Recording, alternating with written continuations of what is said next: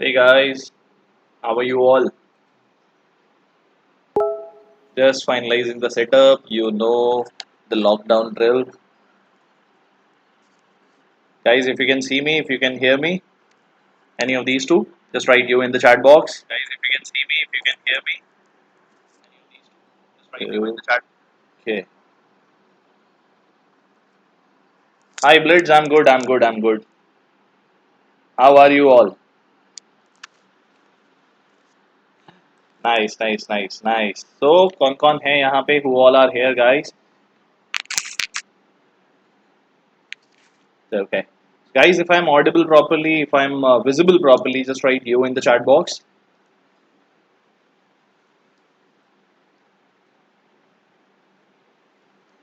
Fine, it is.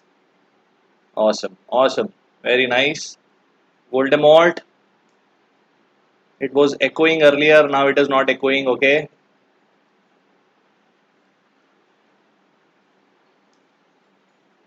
Okay. So कौन है?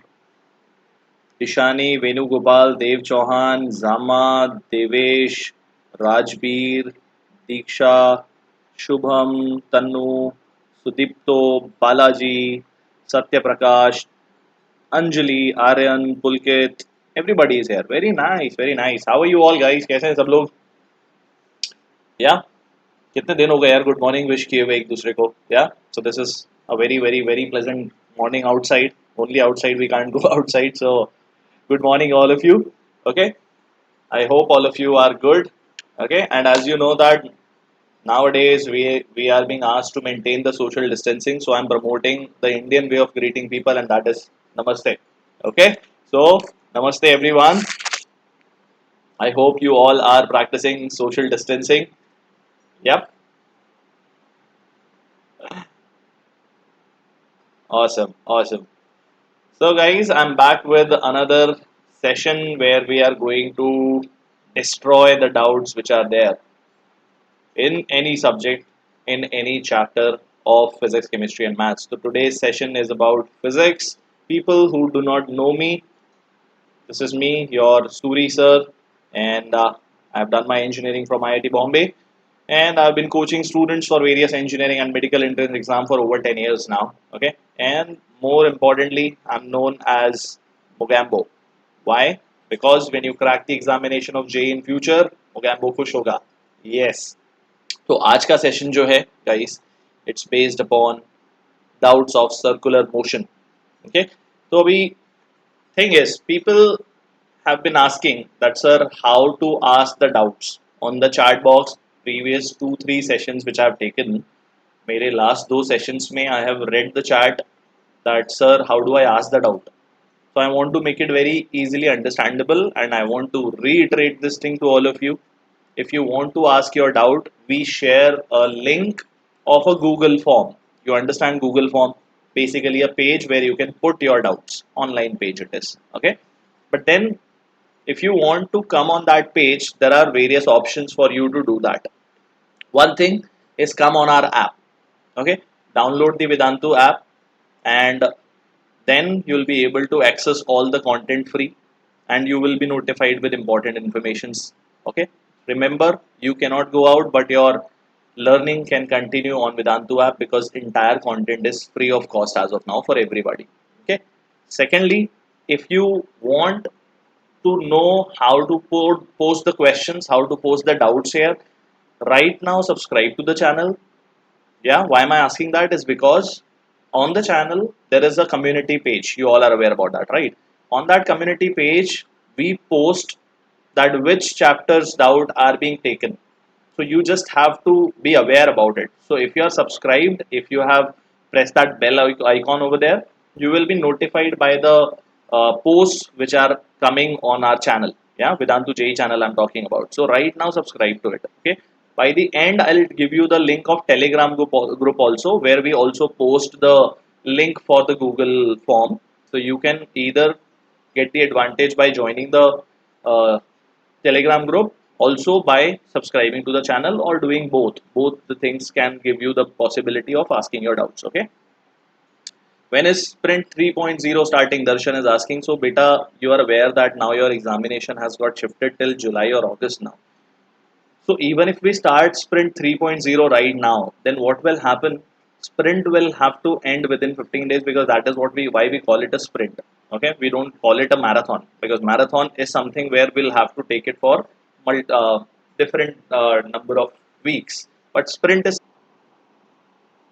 just a second, huh, guys.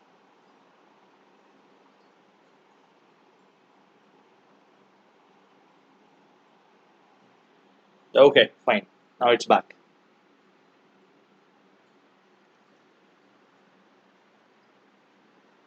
Okay, everyone. So let's start. Yes, just refreshed it.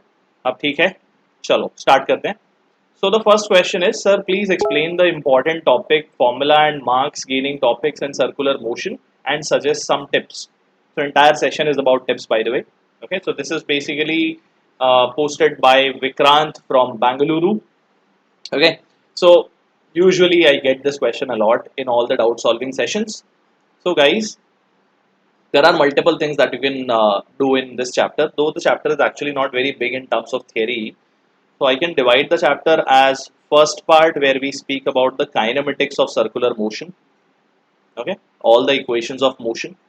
Okay, this is where you study the equation of motion for different circular motion. बिल्कुल वैसा ही जैसा kinematics chapter में linear motion के लिए हम पढ़ चुके हैं.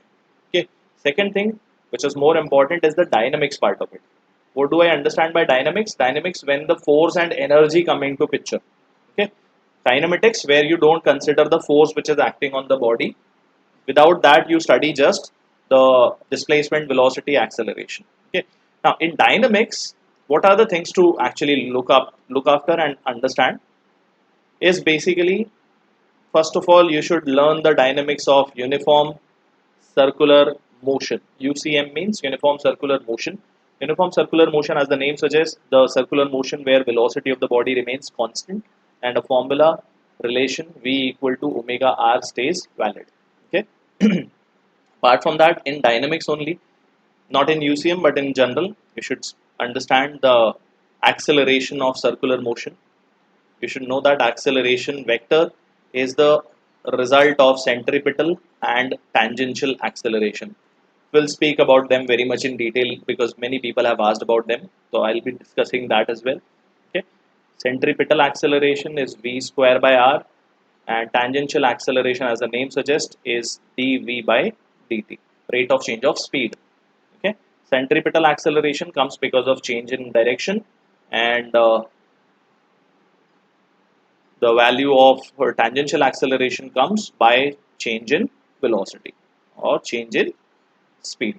We'll be explaining, don't worry. I'm just giving the idea of the important topics here.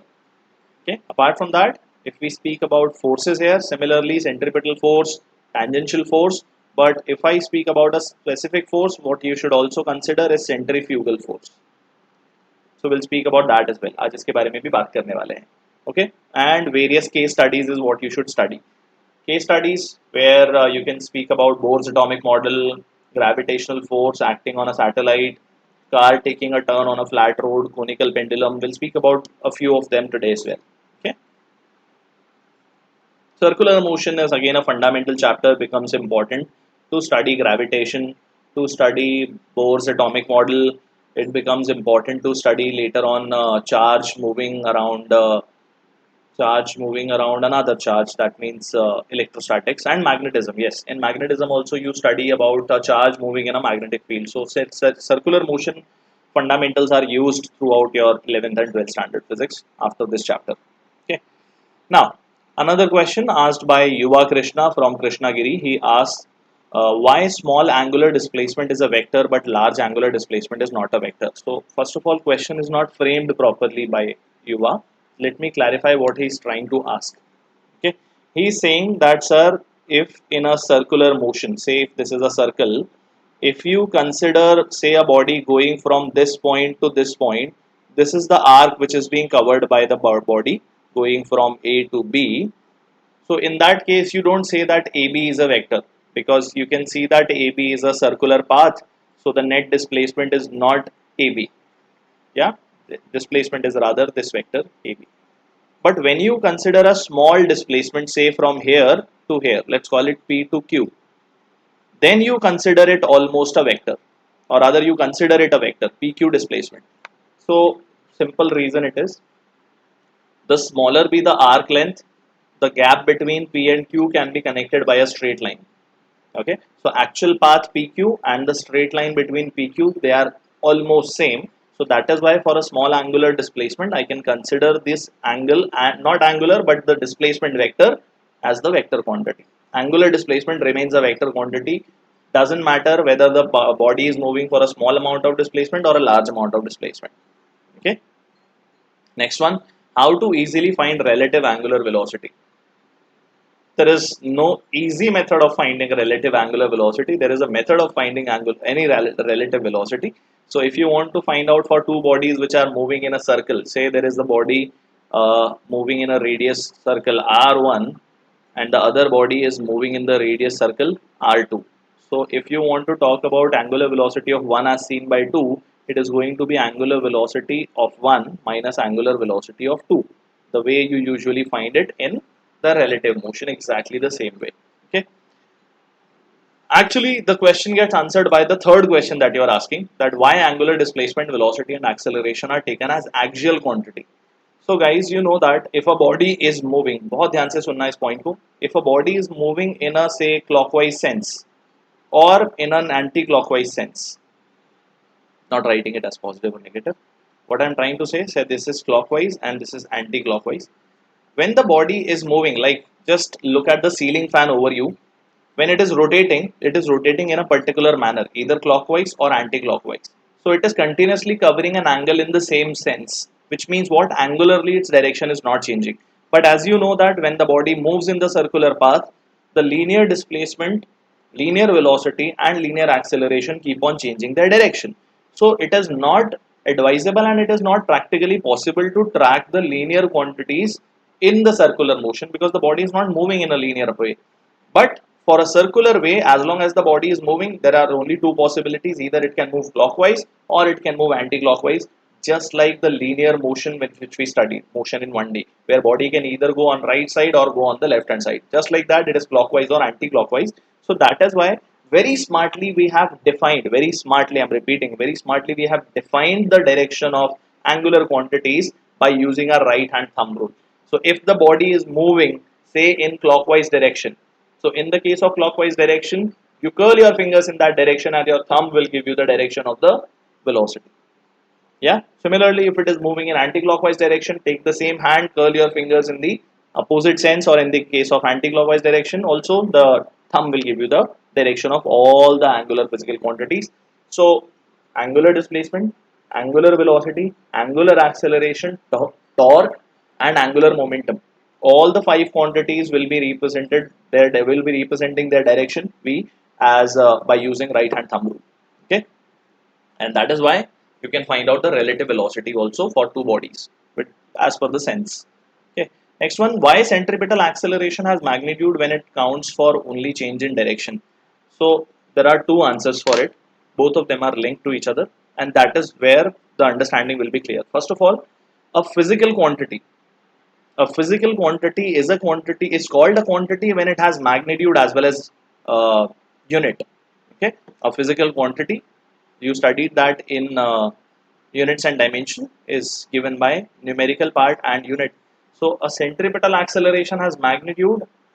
That is why, you know, it is basically uh, the physical quantity. Apart from that, if I speak about centripetal acceleration as a quantity, it is a vector quantity. Okay, so whenever we speak about the vector quantity, a vector quantity will have two things. It will have its magnitude and it will have its direction. A vector quantity, right? We say that a vector quantity will be coming into existence or will be, you know, changing if you change the magnitude, if you change the direction. Or rather, let me first speak about the velocity. Velocity will also have magnitude and will also have direction. That's why it is a vector quantity, right? So if velocity's magnitude changes, then the acceleration that comes into existence is called tangential acceleration, only by changing the magnitude. Okay, that means speed is increasing, speed is decreasing while moving in a circular path. But if I speak about velocity changing its direction, if the body changes its direction, then which is going to always happen, centripetal acceleration is going to come into existence. In nutshell, if I have to tell you guys, it is inevitable. मतलब is ये होना ही होना है when a body is moving in a circular path, उसकी velocity, body का जो velocity है, it has to change at every instant, at every point of time. When a body is moving in a circular path, its velocity is bound to change at every instant. That means its velocity is bound to change at every instant in terms of direction at least. So that is why centripetal acceleration has to come into existence. Okay. Okay. Next question, sir, please explain the difference between centripetal and centrifugal force. Also, please explain the concept of tangential acceleration and centripetal acceleration. So, the difference between centripetal and centrifugal force, uh, I will be explaining it very much in detail. Later on, many more questions are there. People have asked this question. Right now, I'll be explaining the second part of it, that please explain the concept of tangential and centripetal acceleration, which I just now spoke about. This is Abhi asking this question from Kerala. So, what you see here, a body is moving, say, in anti-clockwise direction, and it has a velocity here, and its velocity is also changing. So, velocity is changing. So, when I say velocity is changing, its magnitude is changing and its direction is changing. So we say that because of the change in direction, the centripetal acceleration come into existence, and because of change in magnitude, tangential acceleration come into existence. So we say that your AT is dv by dt, which is change in magnitude. And if I speak about AC or AR भी बोलते हैं उसे, this is basically your V square by R or omega square R, whichever is given. It is also V into omega. Okay, so what you see here, if a body has this value by the way, centripetal acceleration value, this value will never be equal to 0. This value will never be equal to 0, please remember that, because the body's direction is always changing. This value may be 0. Okay, in uniform circular motion, speed is always constant, so it is not going to exist, tangential acceleration. So if I speak about the net acceleration here, the net acceleration is basically the resultant of AC and AT. How do you find that? It is AC square plus AT square in under root, and you can find out the angle also. I hope you are getting it, guys. Explained it previous slide also. The second part is where the person has asked about centripetal and centrifugal force. So in addition to that, Abhi, in addition to your question, I am adding two more questions which are being asked by here Rohit Kamble from Mumbai. He has asked, it is said that a body moving in a circle experiences a force of mv square by r. So if I speak about, say, a car moving in a circle, it experiences a centripetal force of mv square by r, okay, which is inward in direction. It should be, he should say that it is inward in direction. But in practice, if we sit in a car moving in a circle, we are pushed outwards. Okay, so what is saying, that it is said that the centripetal force has a direction of uh, the direction of the force towards the center. Centripetal force का जो direction होता है, we say that it is towards the center of the circle. But practically, when we are inside the circular motion, we experience the force radially outward. What we experience, we are thrown radially outward. So why so? Similar question is being asked here, that sir, is the direction of tension same as that of centripetal force or centrifugal force in uniform circular motion? Kindly explain it. So now Mohan Reddy from AP, इनका पहला question और बाकी लोगों के centripetal centrifugal force के question उसको explain कर देता हूँ सबसे पहले. So guys, this story actually takes you to Newton's laws of motion. The story actually can be understood from the previous chapter in your textbook called as Newton's law of motion. There you have studied something called as inertial and non-inertial frame. I hope you guys are aware about it. Inertial and non-inertial frame of reference. Okay, so guys, whenever we are talking about circular motion whichever you are observing. Let me put it this way. You have heard about that merry-go-round in a fair. We have SL World or anywhere wherever you have gone. There are merry-go-rounds in which if you sit, you basically move in a circle. So say you are sitting in that merry-go-round and your friend is outside. He is not taking the ride. He is afraid. He is afraid like me. Okay. So he is standing outside and he is observing you.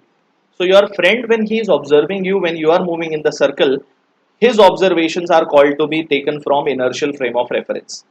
Okay. But when you are the person who is observer and you are also taking that ride of merry-go-round, then you are basically a non-inertial frame of reference. बहुत simple words में inertial frame of reference is basically the observer whose observations are saying that the system has no pseudo force involved. Inertial frame has no pseudo force, and in non-inertial frame there is a pseudo force always. I hope you are aware. So whenever you are studying a circular motion, like right now the diagram which you see, the figure that you see, if you are looking at this car from outside, then you are looking at it as an inertial frame of reference. That means what you will say, that this car is going to experience an inward force because it has to move in a circular path, and that inward force could be force of friction, and that force of friction is behaving as mv square by r, as simple as that. So you say that this is done. But when you are the person who's in the car, you are in non-inertial frame of reference. And when you are in the non-inertial frame of reference, car and you are not moving with respect to each other. Very important statement. You are not moving with respect to the car. So car is stationary for you. You are stationary inside the car, and car and you both are together. That means stationary. But you are still being pushed in a outward direction in the car. That means what? Your body is experiencing a pseudo force, but your body is still stationary. So your body is definitely experiencing this force, and this force, by the way, in the inertial frame I wrote it as ma, and here I am writing it as only mv square by r. You will see that the equations are same. The equations are same. It is just that यहाँ पे observation है that the body, the car is moving, और यहाँ observation है that it is at rest. I hope you are following. So the person is asking this question specifically. If I answer this now with respect to centripetal and centrifugal force, so Rohit, you only experience that force radially outward when you are in the car, when you are in the circular motion. Otherwise you don't experience it, because whoever is moving in the circle will experience that. So the force that you are experiencing if you are in the car and car is moving in the circular path is basically the centrifugal force. And centrifugal force is nothing but a pseudo force which you experience when you are in the car, which is non-inertial frame of reference. And obviously the centripetal force is always acting because it is the real force which is acting towards the center. Both will have the same magnitude but just the opposite direction. I hope I have answered the question. Okay. Why we use the pseudo force, somebody is asking. Anmol is asking, if it is not a real force, then why we use it? Is to make the Newton's law of motion applicable. Newton's laws of motion को हम apply कर पाएं, इसीलिए हम वहाँ पे एक pseudo force को consider करते हैं. Okay. So we have answered this part. Centripetal force वाली बात हो गई है. Second question पूछा है मोहन ने, please draw a diagram to show the motion of a body whose speed remains constant and velocity continuously changes. So I'm not drawing it because circular motion, uniform circular motion is the answer for it. In uniform circular motion, the body moves with a constant speed and its direction keeps on changing. Okay. And the direction of tension same as that of centripetal or centrifugal force. It is same as that of centripetal force when a body is moving in a circular path because of a string. Okay. Next one. How to solve the problem in which the concept of circular motion and projectile motion are mixed? This question is asked by Atharva from Pune. I will answer this question because another person has asked this question, where I will be able to use the projectile motion part for circular motion also. So which part I am talking about? This third part, which is asked by Anmol Tiwari from Delhi. So Anmol, I am taking your third question, and Atharva, I am taking your question together. So I am going to explain the concept of radius of curvature, and I am also going to do that by mixing it, so circular motion with projectile motion. So say a body is being thrown from the ground with a velocity v, and when it is reaching very close and it is covering the part very close to the maximum height. Okay, this is where the path which it is covering, the part which it is covering, say from P to Q, it's just like an arc of a circle. Okay, so you can see that projectile motion path is different and PQ is a very small part of it. P और Q जो arc है, the part of the circle, imaginary circle का part, this arc is, the radius of that path, that circle, is basically what you call as the radius of curvature. It's a curve that we found, okay, during the path of the projectile motion, a very small path, because we cannot take it from here till here because it is not a circular trajectory. Only small arc of small part of trajectory of projectile motion is what I can consider as a circular motion part, and that part is basically a curvature, and the part is a part of an imaginary circle. So the radius of that imaginary circle is what you call as the radius of curvature. Now at the maximum height, the speed of the body is going to become v cos theta, which is tangential, and the body will experience a force acting towards the center. As you all know, the only force which is acting on the body during projectile motion is mg. Okay, so we say that, okay, so we can say that mg, the force which is acting in the circular path, is behaving as centripetal force, which is mv cos theta square by r. V cos theta, because that's the velocity. So m gets cancelled, radius of curvature comes out to be v square cos square theta by g. So that's how you find out the radius of curvature. Also the mixing of projectile motion with circular motion. Okay, okay Atharv, your question got answered. Now coming to Anmol Tiwari's other question. What is centrifugal force and how to apply it in a given problem? Already explained it.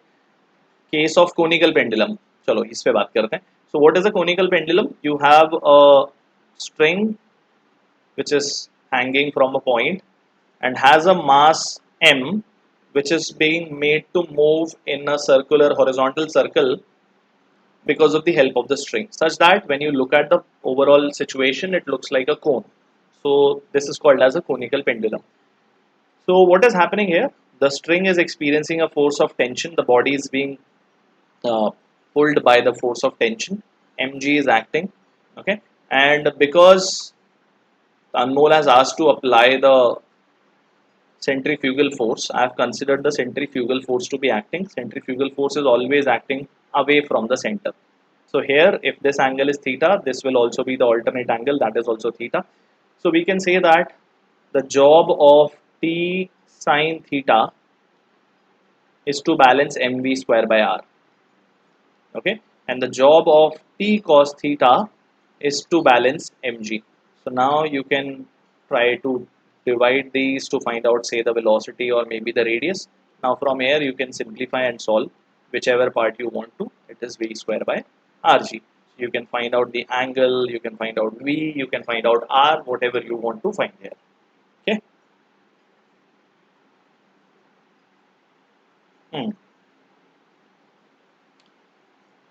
Now, a lot of questions for vertical circular motion by Bhavika from Patiala, Yuva from Krishnagiri, uh, Gautam from Trivandrum, and Tanish from Baroda, Kunal from Badmer. All these people have asked about the vertical circular motion. Okay, so I'm going to talk about the vertical circular motion now. We'll try to explain everything which is possible with respect to a vertical circular motion. So please listen carefully, guys.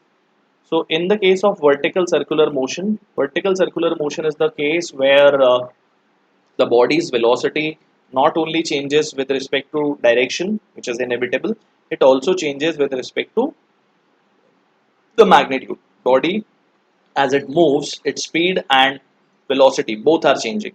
Okay, so we want to find out what is the minimum velocity required. Say this point is A, this point is B, and this point is C. We want to talk about the minimum velocity required at point A, point B, point C to complete the circular path. Just complete the circular path. Minimum velocity we are talking about. And for that, I consider that this is 0 height. Point A is at 0 height. Okay. At B, if you look at it, guys, the height will be equal to R, and for C, the height will become 2R. Okay. So now we always start from point C here. Okay. So if I speak about at point C, I can see that the forces which are acting towards the center, are mg and tension both. Both are acting downward, you can see that. Okay. Consider that there is a string which is connected to a mass and making it move in a circle. Now these two should be providing the centripetal force mv square by r. We are solving it from non-inertial frame of we are solving it from inertial frame of reference. No pseudo force considered. So mg is a real force, tension is a real force, and mv square by r. Somebody asked me, sir, why should we consider when and if pseudo force is a unreal force, then why we consider it? If you don't want to consider it, always solve the question from inertial frame of reference. Okay. So if we want Vc to be minimum, then the left hand side should be minimum. And left hand side, why Vc will be minimum when left hand side is minimum? Because right hand side, mass is constant, radius is constant. This quantity can become minimum only and Vc is minimum. So for that to happen, tension has to be 0. So now what has happened? Mg is equal to mvc square by r, and now Vc is minimum, and that Vc minimum, guys, comes out to be, as you can take this r on the other side, comes out to be under root of rg. That's basically the minimum value of Vc. Means if you want a body to complete a circular path, the minimum velocity with which it should reach the topmost point is under root of rg. Remember that. Okay. Now, to find out the velocity at B and A, all you need to do is apply law of conservation of energy. I explained this part in the session of work per energy doubts also. Okay. So now what I'm going to do, we say that energy at A should be equal to energy at B by law of conservation of energy. So at A, because the height is 0, so the potential energy is 0, and kinetic energy is going to be half mVA square. Okay. And at B, potential energy, or rather not B but C, my mistake here, because only at C we know the velocity. That velocity is under root of rg. So at C now I'll be able to equate the energy at. For B also I'll equate it with the C or A then. So at C, the potential energy is m into g into 2r, and kinetic energy is half m vc square. Okay, so you can see that m I can cancel throughout. I can multiply this equation by 2 now. So I have va square equal to 4rg plus vc square. Okay, multiplied the equation by 2, the previous one, and vc square ka value you can find from here. Okay, just a minute, guys.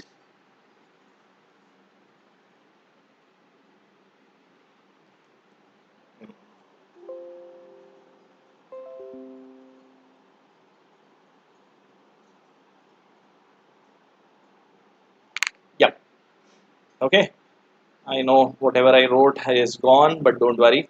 I will write this here. It is under root of Rg at C. This is B and this is A. Okay. So energy at A is what we are equating at energy as at C. So energy at A is, this is the height that we considered to be 0. So energy at potential energy at A is 0. Kinetic energy is half mVA square. Energy at C is m into g into 2r, because the height is 2r, and kinetic energy is half mvc square. So m gets cancelled, multiply by 2, we got it as va square equal to 4rg plus vc square, and vc minimum is under root of rg. So Va square comes out to be 4rg plus rg, or simply 5rg. That means what, guys? Va ka minimum value kya aa gaya? It comes out to be under root of 5rg. As I said, the minimum velocity required by the body to be able to complete the circle, when it is at topmost point, that minimum velocity required will be under root rg. When it reaches the bottommost point, that velocity should be under root 5rg. So similarly, now you can find out energy at B equal to energy at, say, A. So at B, the potential energy is mgr, kinetic energy, I think space is going to create the problem here. So I'll do it on this page. Energy at B equal to energy at A. Energy potentially at B is mgh. Kinetic energy is half mvb square. This is B, by the way. This is A. This is C. And at A, the entire energy is half mva square plus 0 potential energy. Okay. Again, m cancels. So I have G R plus Vb square by 2 equal to Va square by 2. And what is Va square? It is 5Rg by 2. Okay guys, so Vb square by 2 equal to 5Rg by 2 minus Rg. That comes out to be 3Rg by 2, or simply Vb ka value comes out to be under root 3Rg. That's our answer. Okay.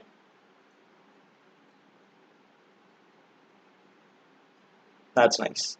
Cool guys, so that's how vertical circular motion is studied by using concept of laws of motion and concept of law of conservation of energy. Next one is asked by Sanjeet from Odisha. I think this is smart Sanjeet, if I'm not wrong. Yeah. So he says how to deal with circular motion question from JEE point of view. So we are solving that from JEE point of view only. Whatever we are doing right now, I'm trying to explain all the important concept already in the throughout session. What is the difference between circular motion and rotation motion? So this is something which I explained again in the chapter of rotation motion doubt session. Whenever I will rather put it this way in the form of example, the same example which I gave it then also. Say if I speak about Earth's rotation, if we consider Earth moving around Sun, if we consider Earth moving around Sun, then this is where Sun is and this is where Earth is. Okay, so you know that this radius, the distance between Earth and Sun, and say radius of Earth is RE, you know that R is much greater than RE. If the path, circular motion path, has radius so big that it is very big in comparison to the size of the body which is moving in the circle, then you consider that motion as circular motion. जब भी body जो circular motion में जा रही है उसका size उसके path of radius से बहुत छोटा होता है, रेडियस ऑफ द पाथ से बहुत छोटा होता है, तो you can consider that motion as circular motion. But if I tell you that if you consider Earth's own rotation about its own axis, that means if this is Earth itself, now this body is Earth itself and it is rotating about this axis, about its own axis, then the motion of Earth about its own axis will be considered as rotation motion. Okay, so it all depends on the size of the body and the radius. Okay guys, next one, a jet traveling at constant speed this much executes a vertical loop with the radius this much. Find the magnitude of the force which is exerted on the 70 kg pilot by the seat on the top of the loop. So Sanjeet, I am not going to solve it numerically, I am just giving the idea. Say this is the chair, means if the person was here, the chair would be like this, just giving a rough example. So the force which is applied by the chair on the person is nothing but the normal force. And along with it, obviously, mg of the person is also acting towards the center. So if the radius of the circular path is r, both of them are trying to provide the centripetal force or centripetal acceleration. So n plus mg for the pilot is equal to mv square by r. So n will be equal to mv square by r minus mg. You already know the mass of the person, you know the speed of the motion of the plane and the radius also, and g value is to be taken as 10. So put these values, you'll be able to calculate the force which is applied by the chair or the seat of the pilot on him when he is moving in a vertical circle. Okay. Next one. Is it possible to have a circular motion on a frictionless road? Well, practically it is very difficult, Omkar, but if I speak with respect to your studies, your syllabus, then the case that we talk about is basically banking of the road, in which when the road is banked, we solve the question without considering the force of friction. So here what happens, because the car is coming this is moving in such a way, imagine that the car is moving in a circular path like this and it is coming towards you right now. Coming towards you as in it will come and it will take a turn. So weight of the body, which is equal to mg of the car, is acting here. This is where the center is, and this is how the car is taking a turn. So in this case, what happens? This angle is becoming theta. So resolve करने पर we get it as n cos theta towards the sorry, this is n sin theta. This is the component which is n cos theta. So n cos theta tries to balance weight, which you can see here. N sin theta tries to provide the centripetal force, and then we just simplify it. What is important is that here we considered circular motion to be happening without any friction. N sin theta is the force which is responsible for making the body move in a circular path. Okay, practically, I think very difficult it is, because in this part the velocity has to be kept constant, as in velocity has to be kept same, magnitude, speed has to remain same, then only this will work. Next one, a particle travels along the arc of a circle of radius r. Its speed depends on the distance traveled as v equal to a root l. V equal to a root l, and a is, by the way, not the acceleration but a constant. So we have to find out the angle alpha between the vectors of net acceleration and the velocity of the particle. By the way, velocity of the particle also has the same direction as that of tangential acceleration. Means what? If I draw a circle here for the circular path, then this is the direction of centripetal acceleration, this is the direction of velocity and tangential acceleration, both of them, and this is the centripetal one. So this is the net acceleration vector A, and this is the angle which the question is asking us to find out. So from here, if you consider this triangle, this is alpha, this is AC, this is AT. We have to find out, say, tan alpha, which is AC by AT. हमें ये पता लगाना है alpha का value. So guys, first of all, if I try to find out AC, AC is going to be V square by R. V is here, so it will be A square L by R. That's the centripetal acceleration. If I speak about tangential acceleration, it is dv by dt. You will have to differentiate this, which is a L to the power half. So when you differentiate it, a will remain as it is. L square ka differentiation will come out to be 1 upon 2 root L, and L ka differentiation will be dl by dt. Okay, and what is dl by dt? It is the velocity, because L is your distance traveled. Okay, so at becomes a by 2 root L. This thing is nothing but velocity itself. And what is velocity? Velocity is equal to a root L. So you can see that from here root L and root L get cancelled. You have a square by 2. This is your equation number 1. This is your equation number 2. So guys, now as per the space which is available, I'll try to answer it here. Tan alpha is going to be AC by AT. AC is a square L by R divided by AT. That means this is 2 by a square. So a square get cancelled. We have 2L by R. That's our answer. So alpha will be tan inverse of 2L by R. Okay.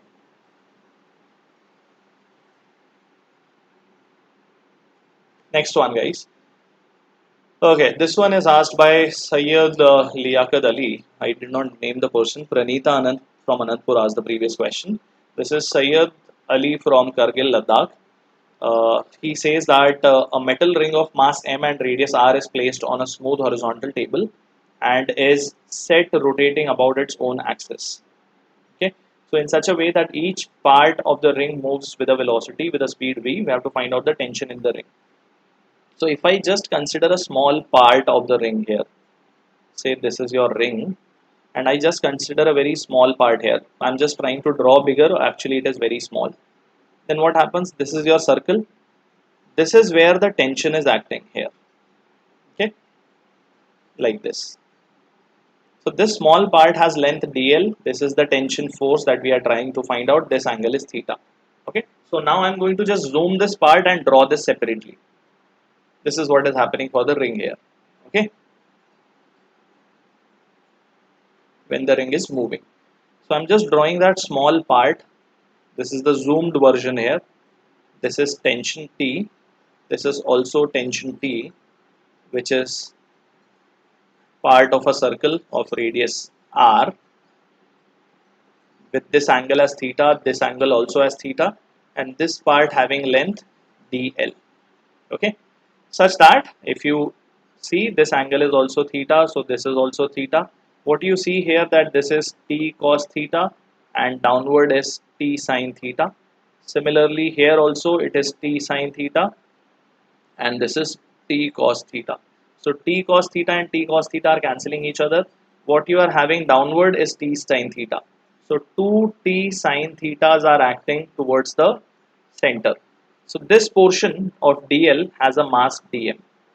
So this is dm v square by r, capital R, because all small parts of the ring are moving with the speed v. So they are moving with the speed v here. Okay. So this is basically what we have. Angle is very small. So two things to be done here before we go forward. First of all, the linear mass density dm by dl should be equal to the total mass of the ring divided by the total length of the ring, that is 2 pi r. So from here dm comes out to be m into dl upon 2 pi r. Okay, that is what I'm going to replace here. And secondly, the angle 2 theta from here is equal to arc length dl by the radius, which tells us that 2 theta, it is saying that 2 theta will be equal, or rather theta will be equal to dl by 2r. This is what I'm going to use. Okay guys, I hope it is visible to all of you. So I'm putting it here now. So sine theta is very small, so it is almost equal to theta. Okay, the only theta part very small because we are considering dl length of arc subtending the angle 2 theta, so that's a very small angle. So this is almost equal to 2t theta, which is equal to dm v square by r. Now guys, let me try to simplify it within this range. Okay, so 2t theta is dl by 2r, dm is m into dl by 2 pi r into v square by r. That is what has happened here. dm को replace कर दिया है मैंने और theta को replace किया है मैंने. So what you see, the two value gets cancelled, dl gets cancelled, and one r gets cancelled, such that what I am left with is the value that we are looking for. Find the tension. Tension comes out to be mv square by 2 pi r. That's the answer to the question. Okay. Yep, that's the answer to the question, guys. Next one is the question that is asked by Shankha from Durgapur, and the same question is being asked by Sarvani from Hyderabad. So what they are asking, they are saying that a particle is moving in a circle of radius r in such a way that at any instant, okay, the normal and tangential component of the accelerations are equal. If its speed at t equal to 0 is u, then the time taken to complete the first revolution is going to be how much? So what is given to you is that a body is moving in a circle starting with speed u, and every instant the tangential and normal acceleration are always same. Same question is being asked by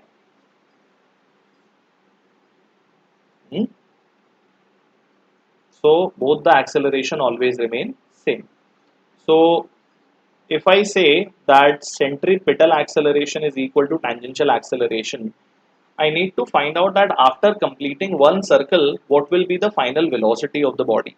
Okay. For that, what we know that after completing one circle, the distance that is covered by the body is going to be 2 pi r.